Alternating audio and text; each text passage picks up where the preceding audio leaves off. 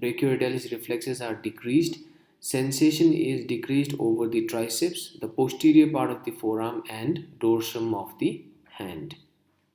So physiotherapy management mainly for problems such as sensory loss. We can avoid wearing tight watch or avoid pronation. Sensory stimulation can be given for improving the sensory function.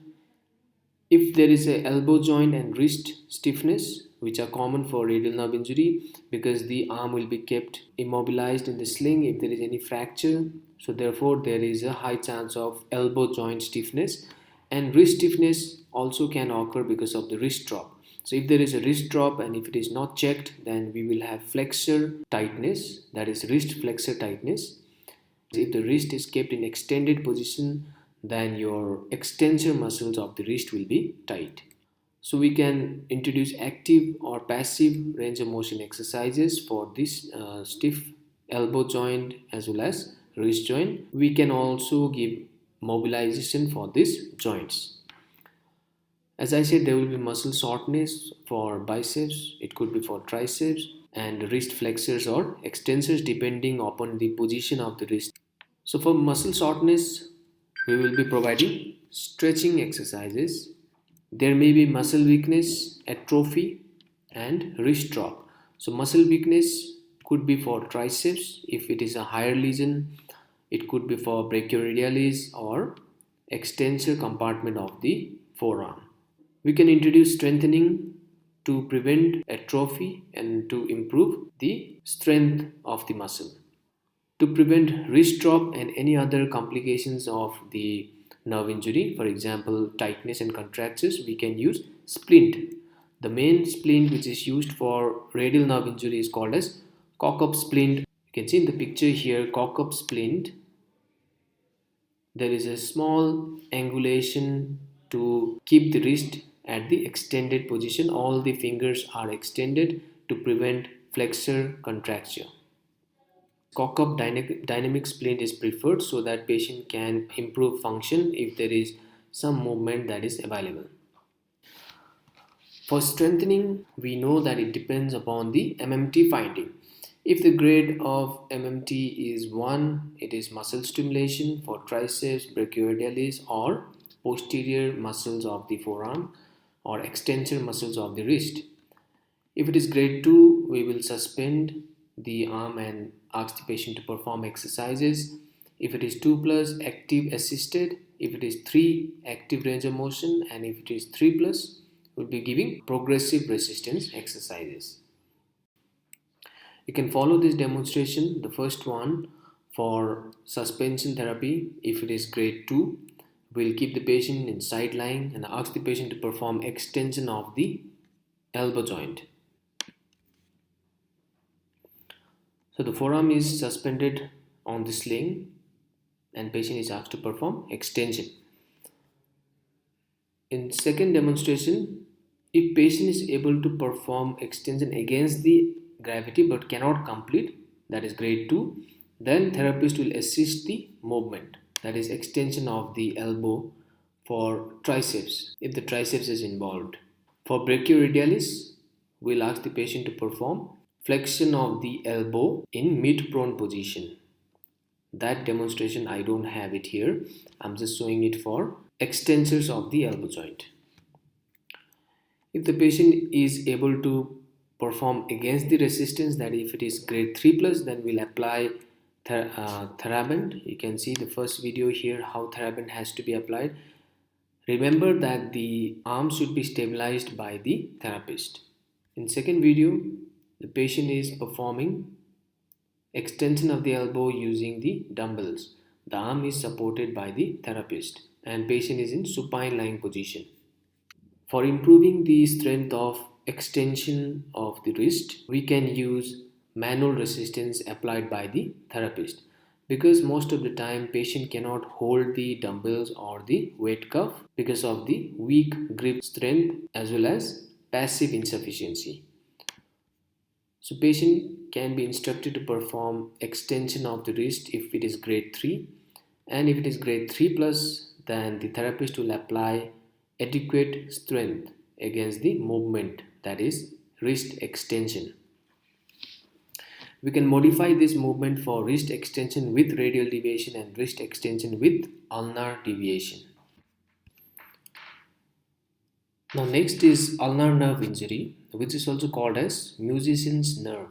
It arises from the brachial plexus and then it travels through the medial side of arm and then posterior to the medial epicondyle. Then it gives branches to the flexor carpi ulnaris and flexor digitorum profundus, and it continues to travel down and gives the dorsal cutaneous branch and palmar cutaneous branch at the forearm. So here you can see it's giving a dorsal cutaneous branch and the palmar cutaneous branch. So the dorsal cutaneous branch, the green color here on the left hand side, you can see it supplies to the medial 1.5 digit on the dorsal surface of the palm, and the palmar branch supplies to the medial surface of the palm.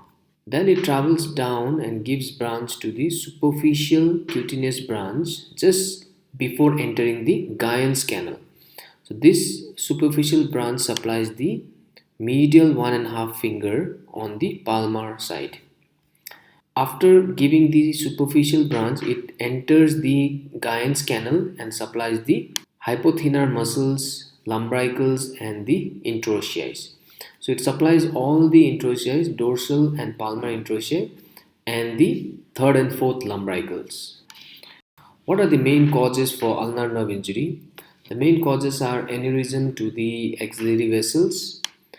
It could be because of the crutch pressure, fracture shaft of humerus, gunshot injury, or any other penetrating injury.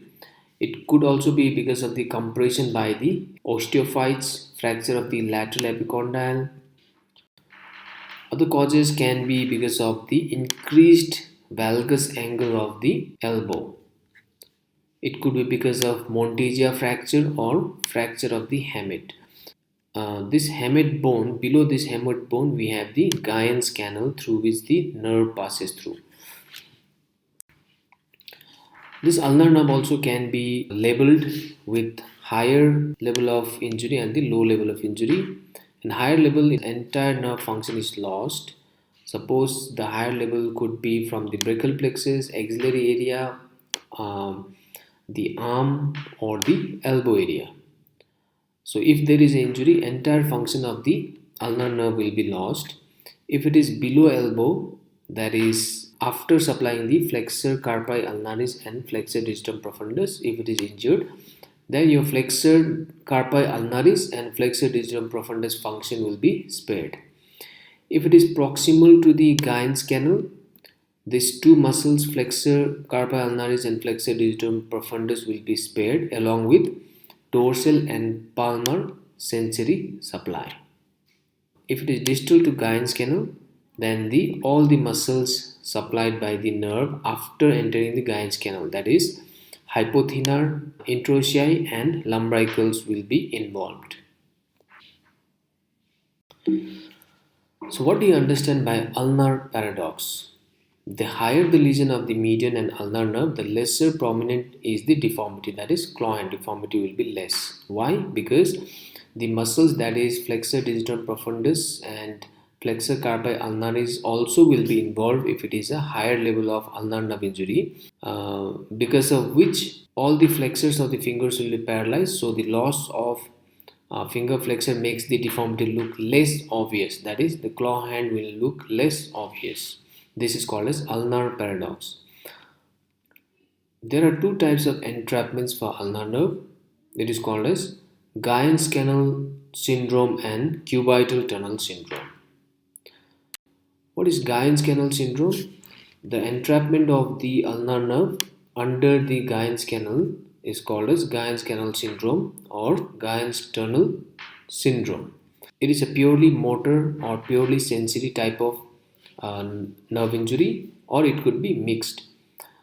The pins and needle in little and medial half of the ring finger are some of the symptoms: burning pain in the wrist and hand, decreased sensation in little and middle half of the ring finger, hypothenar eminence, loss of motor function to all of the ulnar innervated muscles in the hands, that is lumbricals, interossei, and hypothenar muscles. Next type of entrapment is called as cubital tunnel syndrome. So the nerve passing through the cubital tunnel just posterior to the medial epicondyle. If the nerve gets compressed there, it is called as cubital tunnel syndrome. The symptoms are numbness and tingling in the ring finger and little finger, weakness of the grip and difficulty with finger coordination, for example typing, muscle wasting in the hand can occur, and there will be pain. Other clinical features for ulnar nerve injury are claw hand, loss of sensation along the ulnar nerve distribution, wasting, that is of hypothenar muscles, intrinsic muscle of hand, leading to hollow intermetacarpal space on dorsum of the hand. True claw hand will be seen if there is a medial as well as ulnar nerve involvement. Some of the surgical treatment for cubital tunnel syndrome is cubital tunnel release. The ligament roof of the cubital tunnel will be cut and divided so that the ulnar nerve will get some space. Ulnar nerve anterior transposition. The nerve is moved from its place behind the medial epicondyle to a new place in front of it. So this is called as ulnar nerve anterior transposition. If there is any osteophytes of the epicondyle or the olecranon process, this technique will be used. Next one is medial epicondylectomy. So this is to remove the part of medial epicondyle like ulnar nerve transposition. This technique also prevents the nerve from getting caught on the bony ridges and stretching when your elbow is bent. So physiotherapy managements are for sensory loss, which we can give sensory stimulation. Wrist stiffness, if it is present, we will be giving active or passive range of motion exercises with mobilization. Muscle shortness means we will be stretching, mainly flexors of the wrist. And muscle weakness and atrophy, and if there is a presence of claw hand, we can give strengthening for muscle weakness and atrophy, and knuckle bender splint is used to prevent claw hand. You can see in the picture knuckle bender splint, it may come for spotters. So how we are going to strengthen, I have given some of the strengthening techniques for interossei, dorsal and palmar interossei, and lumbricals, which are the most common muscles involved in ulnar nerve injury. This is for palmar interossei, which will be adductors of the fingers. So we can resist by manual resistance and ask the patient to perform adduction if the grade is more than 3 plus. We can apply resistance if the grade is more than 3 plus. If it is less than 2, we will be applying muscle stimulation. For these small muscles, we cannot perform suspension therapy. So the therapist can guide the movement of the fingers with their support. Next is for dorsal interossei, which is the abductors of the fingers. We can apply resistance and ask the patient to perform abduction of the fingers against the resistance if the grade MMT grade is more than 3 plus. So the middle finger abducts both the sides and the ring finger will abduct towards the ulnar side. For strengthening the lumbricals, what is the function of lumbricals? Flexion of metacarpophalangeal joint and extension of proximal and distal interphalangeal joint. So for this, we'll ask the patient to perform flexion at the metacarpophalangeal joint and extension at the proximal and distal interphalangeal joint. If the strength improves, then we can place a thin piece of cardboard or the paper and ask the patient to hold it while the therapist pulls it from that position.